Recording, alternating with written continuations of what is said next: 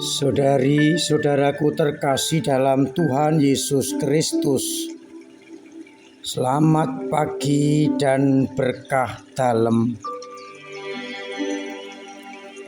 Kita berjumpa kembali dalam renungan harian kita, Rabu 1 Februari 2023.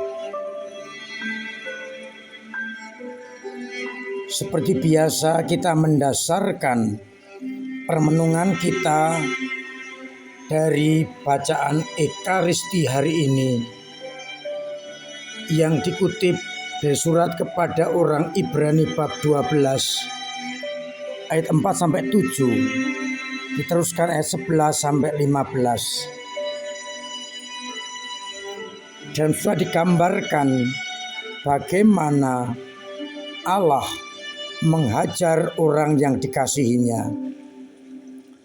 agar mereka tahan uji dan akhirnya setia kepada kehendak Allah. Seperti seorang ayah menghajar anak-anaknya untuk kebaikan, demikian pula Allah menghajar orang-orang yang dikasihinya. Sedangkan pada Injil dari Injil Markus bab 6 ayat 1 sampai 6 diceritakan ketika Yesus kembali ke tempat asalnya bersama murid-muridnya. Banyak orang takjub mendengar pengajarannya,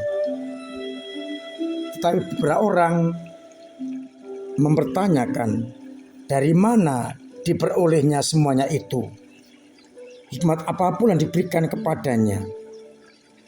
Dan akhirnya ketika mereka tahu bahwa Yesus adalah tukang kayu, anak Maria, saudaranya ada bersama dengan mereka, maka mereka menolak Yesus. Dan Yesus pun menegaskan kepada mereka, seorang nabi dihormati di mana-mana, kecuali di tempat asalnya sendiri. Saudari-saudaraku terkasih dalam Kristus, mari kita lihat bacaan-bacaan ini. Mengapa seorang ayah menghajar anaknya? Biasanya anaknya menyimpang dari paugeran atau adat yang lazim. Munculnya sikap kenakalan, sikap tidak hormat dan sebagainya. Maka orang tua menghajar dengan maksud agar anak tahu kesalahannya dan kemudian kembali ke jalan yang benar.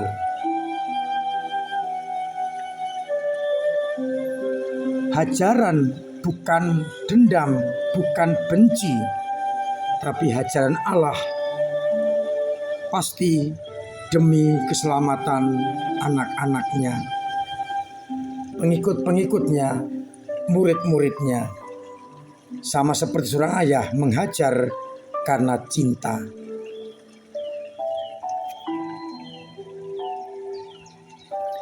Kerap kali Allah menghajar umat Israel dengan berbagai macam hal agar mereka menyadari kesalahannya dan berbalik kepada Allah. Maka hajaran bukan hukuman, bukan emosi Allah, tetapi hajaran untuk menyadarkan orang-orang agar kembali ke jalan yang benar. Maka permenungan pertama yang harus kita renungkan adalah ketika kita menghadapi tantangan, kesulitan yang kita pandang sebagai ajaran Allah, apakah kita menyadari bahwa kita telah meninggalkan Allah dan sabda serta kehendak-Nya. Karena kita mengikuti kehendak sendiri, ego kita sendiri.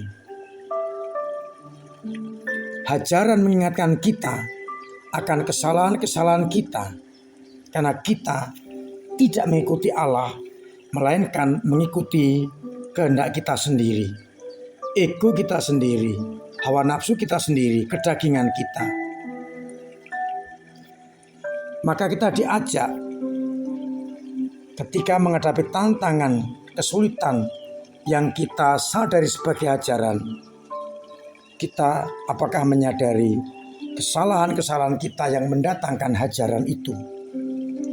Kalau kita tahu, hendaklah kita bertobat agar akhirnya kita dibebaskan dari hajaran.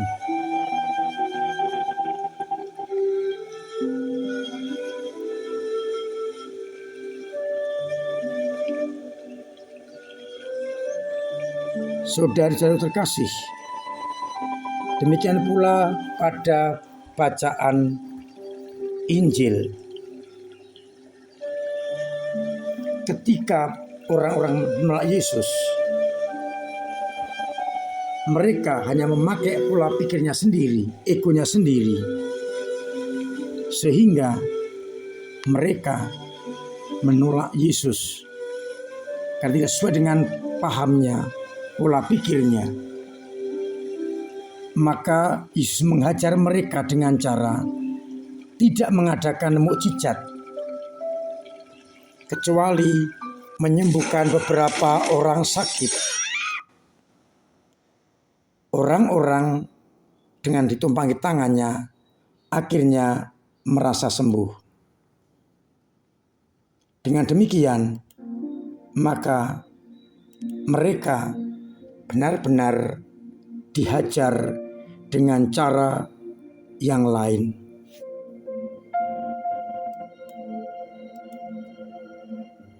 Mengapa mereka menolak Yesus? Karena paham yang diikuti adalah pahamnya sendiri dan bukan kehendak Allah.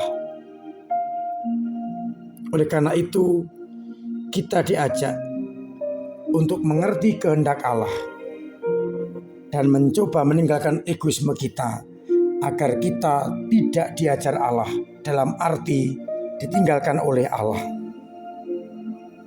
Yesus menghajar orang-orang waktu itu dengan tidak mengadakan mukjizat dan meninggalkan mereka. Harapannya orang sadar bahwa yang terpenting adalah mendengarkan sabda Allah. Dengan demikian, kalau kita meninggalkan ego, kedagingan, hawa nafsu, dan mencoba menangkap kehendak Allah, kita tidak akan diajar oleh Allah, tapi disertai, dibimbing, dan selalu akan mendapatkan kasih karunia Allah. Maka titik perenungan yang kedua, sanggupkah kita meninggalkan ego-ego kita agar kita tetap dikasih Allah dan tidak dihajar, sehingga akhirnya kita tetap boleh menjadi murid-muridnya yang setia. Semoga kita mampu untuk menjadi murid yang setia dan menjauhkan hajaran, karena kita tetap mengikuti kehendak-Nya, meninggalkan egoisme kita dan mencari kehendak-Nya. Tuhan memberkati kita sekalian. Amin. Marilah kita berdoa. Bapa yang penuh kasih, kami bersyukur karena Kau senantiasa mau tinggal bersama kami, asalkan kami mau membuka hati menerima kehadiran-Mu. Namun tak jangan seperti orang-orang waktu itu menolak Engkau karena mereka memakai pola pikir sendiri. Demikian pula kami, kadang kami terjebak pada pola pikir kami dan menolak Engkau. Mampukanlah kami untuk setia kepada kehendak-Mu.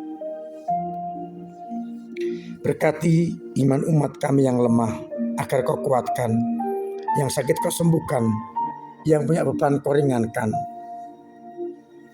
Dan akhirnya mereka senantiasa engkau hidupkan. Akhirnya semoga kau senantiasa membimbing, memberkati kami semua, Bapa dan Putra dan Roh Kudus. Amin.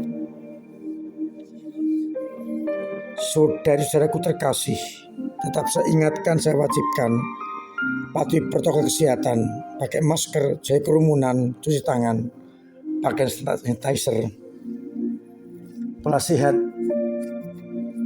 booster kedua, dan jaga kesehatan agar kita benar-benar terbebas dari segala mara bahaya. Tanggal 11 Februari adalah Hari Orang Sakit Sedunia. Maka gereja akan mengadakan misa untuk orang sakit jam 10 pagi tanggal 11 hari Sabtu. Silakan orang-orang yang sakit untuk datang ke gereja untuk merayakan Ekaristi sekaligus pengurapan orang sakit, agar kita benar-benar dikuatkan oleh sabda-sabda Allah.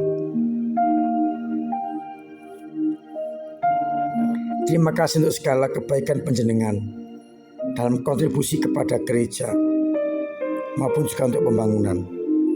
Semoga Allah senantiasa memberkati panjenengan semua.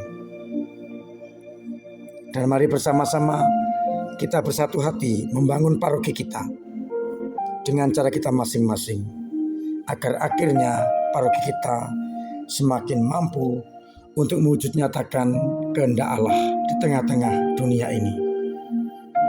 Akhirnya selamat pagi, selamat merenungkan, salam sehat, Tuhan memberkati.